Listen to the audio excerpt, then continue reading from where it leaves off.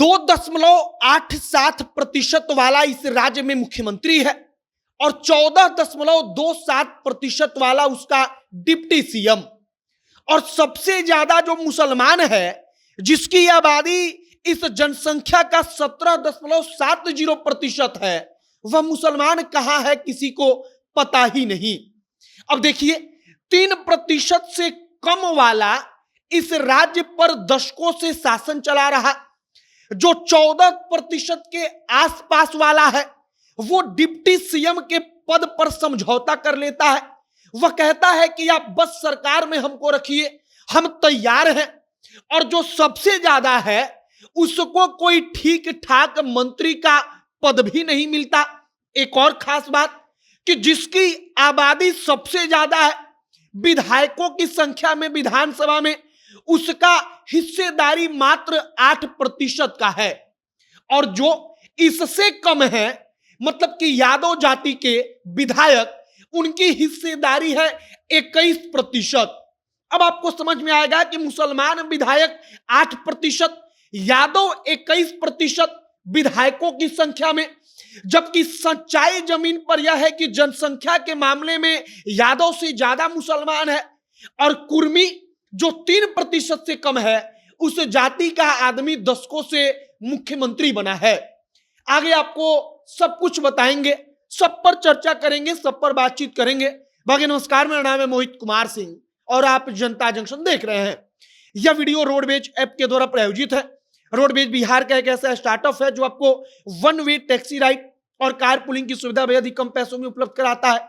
One way taxi ride का मतलब कि अगर आप रोडवेज की टैक्सी से कहीं भी जाएंगे तो सिर्फ एक तरफ का किराया लगेगा, जो कि बेहद सस्ता होगा।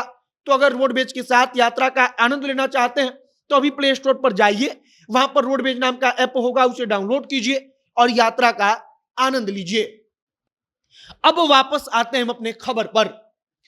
जब जातिगत जनगणना का सर्वे जो था वो प्रकाशित किया गया, तब इसके बाद चर्चा चली कि अब मुसलमानों का, यादवों का, कुर्मियों का, भूमिहारों का, राजपूतों का जनसंख्या तो पता चल गया, लेकिन महत्वपूर्ण बात यह है कि जो पार्टियां कहती हैं या जो जातियां कहती हैं कि जिसकी जितनी जनसंख्या है उसकी उतनी हिस्सेदारी होगी, वो अपने पार्टियों में या विधानसभा में क्या सुनिश्चित करती हैं कि वाकई में जिसकी जनसंख्या ज्यादा है उसका विधायक भी उसी अनुपात में हो।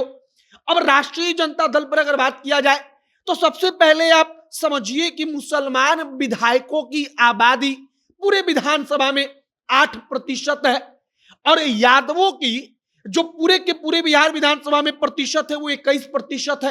अब आप यहां पर अंतर समझिए, मुसलमान की आबादी जो है वो 17.70%, लेकिन विधायक 8%। यादवों की आबादी जो है वो 14.27%, लेकिन उनके विधायकों की जो आबादी है, अनुपात है, वो है 21%। मतलब कि जनसंख्या कम लेकिन विधायक ज्यादा। और मुसलमानों का जनसंख्या यादव से ज्यादा लेकिन विधायक यादव के आधा भी नहीं, मतलब कि आधा से भी कम। अब इसी बात को लेकर चर्चा चल रही है कि अब क्या मुसलमानों की आबादी चूंकि सबसे ज्यादा है तो क्या राष्ट्रीय जनता दल 2024 का जब लोकसभा का चुनाव आएगा तो सुनिश्चित करेगी कि जो टिकट दिया जाए उसमें 18% टिकट केवल और केवल मुसलमानों को दिया जाए और 14% यादवों को दिया जाए। क्योंकि अब तक टिकट कैसे मिलता है, पहले से भी सबको पता था कि मुसलमान ज्यादा है, यादव कम है, लेकिन टिकट देते समय, मंत्री बनाते समय यादव आगे रहता था, मुसलमान पीछे। लेकिन अब शायद सरकार डेटा जारी कर चुकी है, तब जमीन पर जो राजनीति का समीकरण है, गुणागणित है, वो शायद बदले और इस बात को लेकर चर्चा खूब तेज है। फिलहाल जो नीतीश कुमार है, उनके अपने जाति की जनसंख्या है 2.87%, मतलब कि 3% से भी कम, लेकिन वो दशकों से मुख्यमंत्री के कुर्सी पर बैठे हुए हैं। उनको मुख्यमंत्री के कुर्सी से कोई हटा ही नहीं पाता। वो चाहते हैं उस पार्टी के साथ मिलकर सरकार बनाते हैं और खुद मुख्यमंत्री बनते हैं। और तेजस्वी यादव की अपने जाति की जनसंख्या 14.5% के आसपास है और वो तेजस्वी यादव भी आज के डेट में आप देखेंगे तो नीतीश कुमार के पीछे पीछे चल रहे हैं। फिलहाल मुसलमानों की हिस्सेदारी बढ़नी चाहिए। यादवों की हिस्सेदारी जो है वो जनसंख्या के अनुपात से बिहार विधानसभा में ज्यादा है और मुसलमानों की कम है। अब इन तमाम चीजों पर क्या आगे होगा, कैसे सबको ठीक किया जाएगा, और सबसे बड़ी बात कि क्या वाकई में तेजस्वी यादव इतना बड़ा दिल दिखाएंगे कि अब जातिगत जनगणना होने के बाद मुसलमानों की हिस्सेदारी बढ़ाएंगे? यह सबसे बड़ा प्रश्न है। आपकी क्या इस पर राय है, कमेंट बॉक्स में लिखकर बताइएगा। आगे जो भी तमाम जानकारी आएगी सब कुछ आप तक पहुंचाएंगे।